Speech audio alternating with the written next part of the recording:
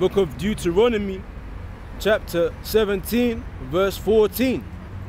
When thou art come unto the land which the Lord thy power giveth thee, and shall possess it, and shall dwell therein, and shall say, I will set a king over me, like as all the nations that are about me, thou shalt in any wise set him king over thee, whom the Lord thy power shall choose.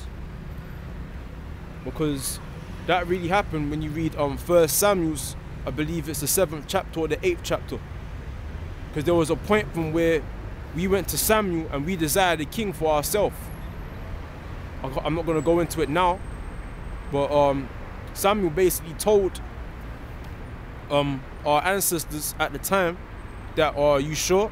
Because if you do, he's going to take your daughters, he's going to take your sons, he's going to make your sons run before his chariots, make them dress his vineyards, make them run before his chariots. Then he's going to take your daughters and make them confectionaries and cooks, man.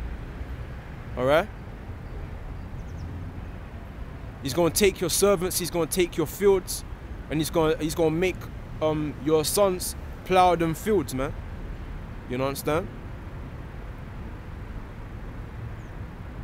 So this is the law that Moses gave to the nation of Israel when he said, basically, when you come into the land which the Most High gave unto you, and you want a king over you, this is how a king is meant to conduct himself. This is how he's meant to carry himself as an example to the rest of the people then.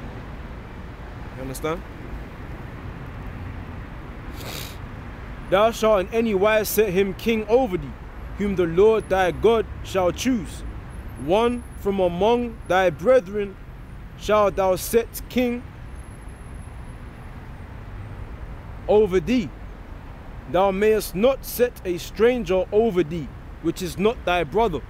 Exactly. So that's one thing our people don't seem to understand right now. 2/3 of them, they want to take the Arabs as being their king, man. That's basically what they're doing when they follow Islam. Alright? They even starting to behave like the damn Arabs, man. They've got that Arabic spirit on them. You know?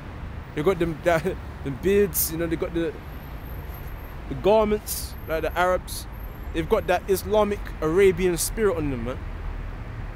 That's the spirit that they've received. Now, 2/3 of our people also take the white man as being their God, man. As being their king, their head chief, you know. They consult and they take counsel from the so-called white man. And we're not the same people, man. The Most High divided the nations, man. You read about that in it's Deuteronomy chapter 32, you know. The Most High divided the nations, and he gave each nation their inheritance. If we gonna have a king, one from amongst our own people, man.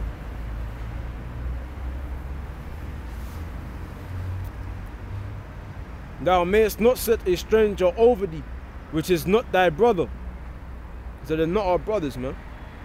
But he shall not multiply horses to himself, nor cause the people to return to Egypt, to the end that he should multiply horses. Exactly. Because a king isn't meant to desire treasures and shit. You know, treasures, gold, all these carnal things, man. Because those things there will set his mind off point. Alright? And make him start to chase after, because he's meant to, like I said, meant to set the example, man. If he's being covetous, like he covets fields, he covets treasures, carnal things, then the people are going to do likewise, man. So he's meant to have his mind set on the commandments, man.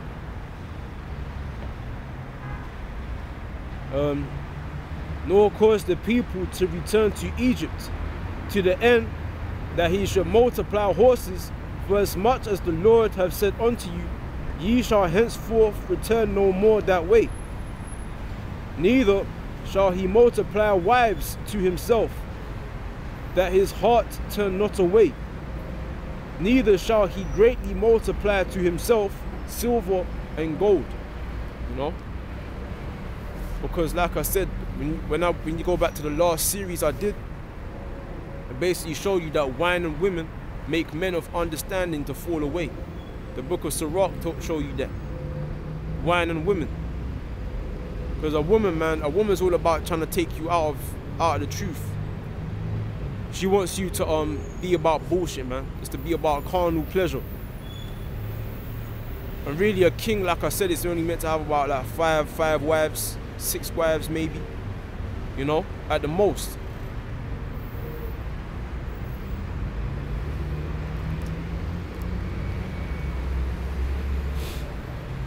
And it shall be, when he sitteth upon the throne of his kingdom, that he shall write him a copy of this law in a book out of that which is before the priests, the Levites.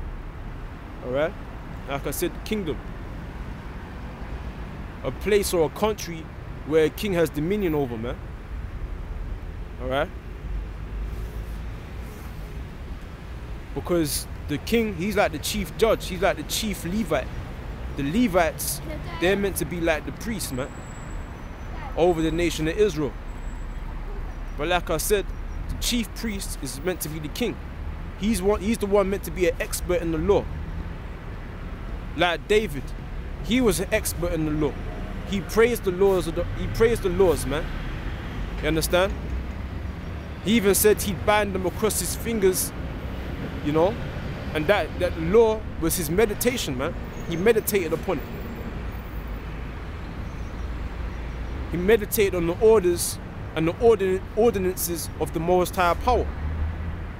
You understand?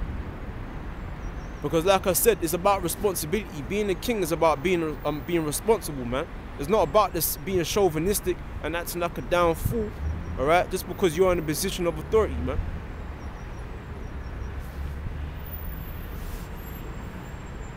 With great power comes great responsibility.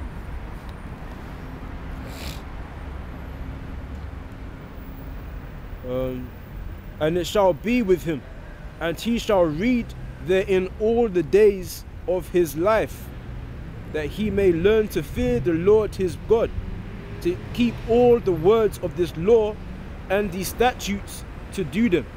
Exactly. So they're really meant to be written upon the table of his heart, man, and bound across his fingers, and to be his sole meditation throughout each day of his life, man. You understand? Because the people are meant to look to the king for justice and real judgment, man. He's meant to be like the shepherd of the people. You understand? Because you can't serve the Most High and serve carnal things, man, at the same time. The book of Matthew shows you that.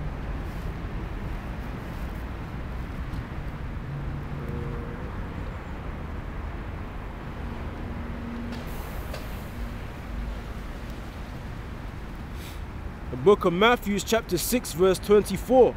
No man can serve 2 masters, for either he will hate the one and love the other, or else he will hold to the one and despise the other.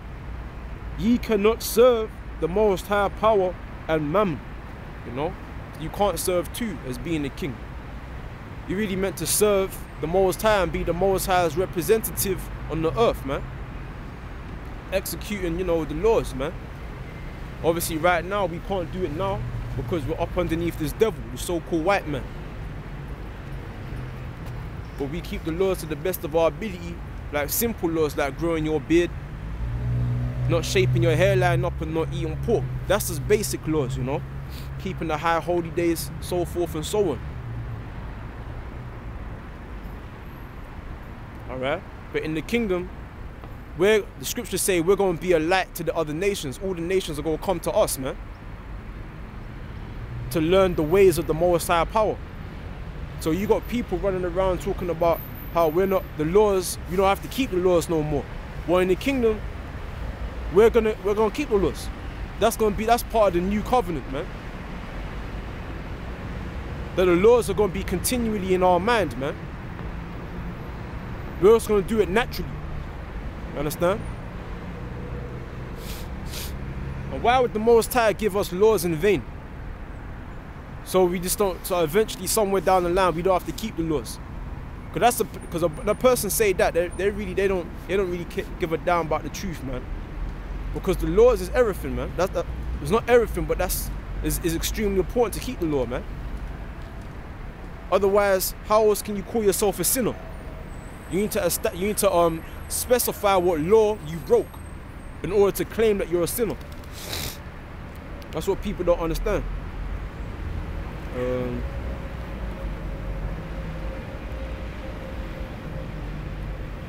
The book of Psalms, chapter 1, verse 1. Blessed is the man that walketh not in the counsel of the ungodly, nor standeth in the way of sinners, nor sitteth in the seat of the scornful. You know, because our people, like I said, they've taken the so-called white man as being their king. And you know the white man's ungodly. You can see it all around you. All the signs are there. He promotes everything that's adverse to the laws and commandments. You know, you should already know the basics of that. Homosexuals meant to be put to death. Women are not supposed to be in authority, man. Eating pork, so forth and so on, man. So we know that the so-called white man, he's the wicked. He's ungodly. Alright? So our people take counsel from the ungodly, man. Man said, blessed is the man who don't take the counsel of ungodly. And the ones who are going to do that is the elect on this side. Only the elect is not going to take counsel from the so-called white man, man. We're not going to consent to his bullshit, man. Especially the mark of the beast, the implanted microchip. But his delight is in the law of the Lord, and in his law doth he meditate day and night. Alright? So that's what David wrote. Like I said, David wrote Psalms, man, which basically just means to sing praises, man. Just like Moses did.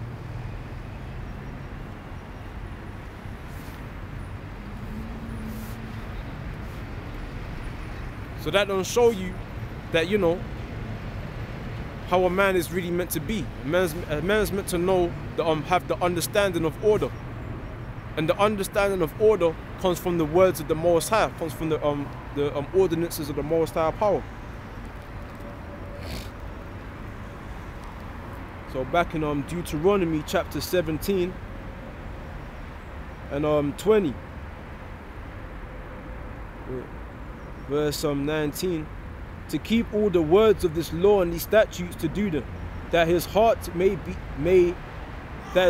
not lifted up above his brethren, salutations, and that he turn not aside from the commandment to the right hand or to the left, to the end that he may prolong his days in the kingdom, he and his children in the midst of Israel.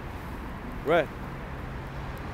So, you know, that your heart may be not lifted up amongst your own brethren, man. Because that's what really humbles you and disciplines you, man. The laws. Knowing that there's a higher power than you, and you meant to carry out the orders of a power that's greater than yourself, man. So that's what really humbles you and puts your feet back on the earth. Because what makes a man proud is when he starts worshipping the works of his own hands, man. And he refuses to acknowledge the Most High power.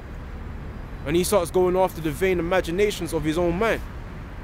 And that's ultimately why we went into slavery, up underneath the so-called white man and all these other nations throughout different time periods in history. You understand? Because we started taking counsel from people who were not our brothers, the so-called white man, the Arabs, the other